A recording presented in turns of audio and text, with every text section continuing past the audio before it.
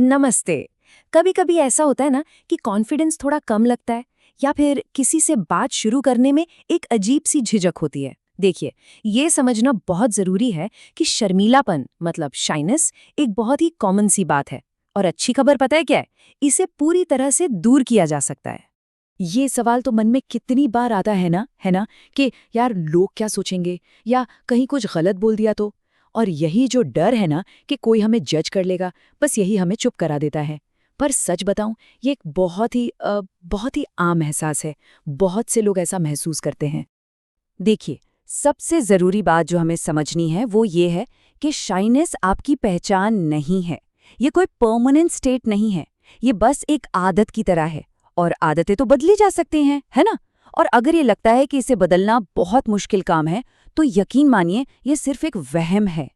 तो चलिए देखते हैं कि इस सफर को हम कैसे तय करने वाले हैं। पहले तो समझेंगे कि ये शर्मीलेपन की चुनौती है क्या। फिर पहला कदम उठाएंगे संवाद की तरफ। इसके बाद अपनी मानसिकता, अपने माइंडसेट को बदलने पर काम करेंगे। कुछ प्रैक्टिकल एक्सरसाइजेस भी देखेंगे और फिर आखिर में आत्मविश्वास की ओर बढ़ेंगे। तो ठीक है, शुरू करते हैं। हमारा पहला कदम है संवाद। क्योंकि देखिए, बिना कुछ किए तो कोई बदलाव आता नहीं है, राइट? तो सबसे पहला और प्रैक्टिकल तरीका है नए लोगों से बात करने की कोशिश करना। बस मौका मिलते ही कैसे हैं या क्या करते हैं जैसे छोटे छोटे आसान सवालों से बात शुरू की जा सकती है। और हाँ, अगर ये भी बहुत मुश्किल लग रहा हो ना तो कोई बात नहीं, शुरुआत अपने दोस्तों से करो। अपने किसी भी फेवरेट टॉपिक पर दोस्तों से खुलकर बात करो। इससे क्या होगा, वो जो शुरू की झिझक है ना, वो टूटने लगती है। अच्छा, तो बाहर एक्शन लेने की बात तो हो गई। अब बारी है थोड़ा अंदर की दुनिया पर काम करने की, मतलब हमारे माइंडसेट पर। क्योंकि जो असली कॉन्फिडेंस है ना, वो सही मानसिकता से ही बनता है। खुद को मोटिवेट रखना बहुत जरूरी है। और यहाँ एक बात हमेशा याद रखनी चाहिए, कोई भी परफेक्ट नहीं होता, कोई भी नहीं। और शर्माना या झिझक महसूस करना ये बहुत आम बात है। सच तो ये है कि लोग हमारे बारे में उतना सोचते भी नहीं हैं जितना हम खुद सोच लेते हैं। सबका ध्यान अपनी अपनी जिंदगी पर होता है। इसलिए अपनी अच्छी बातों पर, अपनी पॉजिटिव क्वालिटीज पर फोकस करना कहीं ज्यादा फायदेमंद है। ज्ञान हासिल करना भी कॉन्फिडेंस बढ़ाने का एक शानदार तरीका है।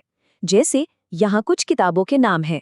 फॉर एग्जाम्पल, डेल कार्नेगी की किताब है how to win friends and influence people. इसका एक कोर आइडिया है लोगों में सच्ची दिलचस्पी लेना। मतलब जब हमारा ध्यान सामने वाले को समझने पर होता है तो हम खुद की घबराहट के बारे में सोचना ही भूल जाते हैं। और बस यही छोटा सा शिफ्ट बातचीत को इतना आसान बना देता है। तो माइंडसेट की बात हो गई। अब आते हैं कुछ डेली प्रैक्टिकल एक्सरसाइजेस पर जो सच में बड़े बदलाव ला सकते हैं। हाँ, मुझे पता है ये तरीका सुनने में शायद थोड़ा अजीब लगे, पर आईने के सामने खुद से बात करना ये कॉन्फिडेंस बढ़ाने का एक ट्राइड एंड टेस्टेड फॉर्मूला है। खास तौर पर किसी प्रेजेंटेशन या ज़रूरी बातचीत से पहले ये प्रैक्टिस बहुत काम आती है। इससे होता क्या है, अपने ही थॉट्स में क्लैरिटी आती है और बोलने का फ्लो भी अच्छा हो जाता है। कॉन्फिडेंस सिर्फ हमारी बातों में नहीं होता, वो हमारे शरीर से भी झलकता है। मतलब बॉडी लैंग्वेज का रोल यहाँ बहुत इंपॉर्टेंट हो जाता है। जैसे झुके हुए कंधों की जगह एक खुली सीधी पोस्चर, आंखें मिलाकर बात करना और अपनी बात को समझाने के लिए हाथों का इस्तेमाल करना। ये छोटी छोटी चीजें हैं पर सामने वाले पर एक बहुत ही कॉन्फिडेंट इंप्रेशन छोड़ती हैं। तो हमने बात की संवाद की, फिर मानसिकता की और फिर कुछ प्रैक्टिकल एक्सरसाइजेस की। अब इन सब को एक साथ जोड़कर अपने फाइनल गोल को देखते हैं, जो है सच्चा आत्मविश्वास। और अब आती है सबसे जरूरी बात।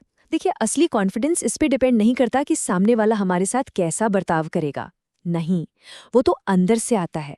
जिस दिन कोई इस डर से बाहर निकल जाता है ना कि लोग क्या कहेंगे, और बस अपनी बात रखने पर फोकस करता है, तो कॉन्फिडेंस अपने आप छलकने लगता है।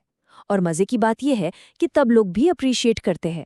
तो आखिर में सवाल ये नहीं है कि क्या करना है, वो तो अब पता चल गया है। असली सवाल ये है कि पहला कदम कब उठाना है। इन सभी तरीकों में से वो कौन सा एक छोटा सा स्टेप है जिससे आज, अभी शुरुआत की जा सकती है, ये सोचने वाली बात है।